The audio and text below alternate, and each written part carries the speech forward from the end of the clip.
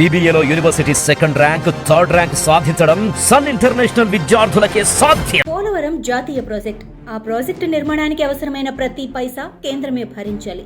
అలా భరిస్తామని కేంద్ర విత్త మంత్రి నిర్మలా సీతారామన్ ఇటీవల తన బడ్జెట్ ప్రసంగంలో విస్పష్టంగా చెప్పారు కూడా. పోలవరం పూర్తికి సంపూర్ణ సహాయ సహకారాలు అందిస్తామని చెప్పారు. అయితే పోలవరంకు ఈ బడ్జెట్లో కేటాయింపు ఎంత అన్నది ఆమె అంకెల్లో చెప్పలేదు. దీంతో పోలవరం పూర్తవ్వటానికి ఎంత కావాలి, ఎంత సమయం పడుతుంది అన్న విషయంలో పలు సందేహాలు సర్వత్రా వ్యక్తమయ్యాయి.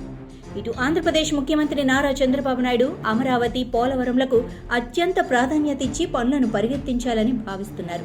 ఈ నేపథ్యంలోనే ఆయన పోలవరం ప్రాజెక్టు నిర్మాణం, వ్యయం, సమయం వంటి అంశాలపై శనివారం అనగా జూలై 27న జరిగే నీతి ఆయోగ్ సమావేశంలోనే చర్చకు తీసుకురావాలని నిర్ణయించారు. కొత్త డయాఫ్రమ్ వాల్ నిర్మాణం, పోలవరం ఎత్తు అంశాలపై నీతి ఆయోగ్ సమావేశంలో లేవనెత్తి పోలవరం విషయంలో ఎటువంటి ఇబ్బందులు తలెత్తకుండా సానుకూల వాతావరణం ఏర్పడేలా చూసుకోవాలని భావిస్తున్నారు. పోలవరం ఎత్తుపై తెలంగాణ వ్యక్తం చేసిన అభ్యంతరాలను వీటో చేయడానికి నీతి ఆయోగ్ సమావేశమే సరైన వేదికగా భావిస్తున్నారు. ఎట్టి పరిస్థితుల్లోనూ పోలవరం ఎత్తు తగ్గించే ప్రసక్తే లేదన్న స్టాండ్కు ఏపీ ప్రభుత్వం కట్టుబడి ఉంది. కొత్త డయాఫ్రమ్ వాల్కు బదులుగా రింగ్ ఫెన్సింగ్ నిర్మాణం అంటూ తొలుత విదేశీ నిపుణులు ప్రాథమిక నివేదిక ఇచ్చినా తర్వాత సవరించి కొత్త డయాఫ్రమ్ వాల్ నిర్మాణమే శరణ్యమని పేర్కొన్నారు.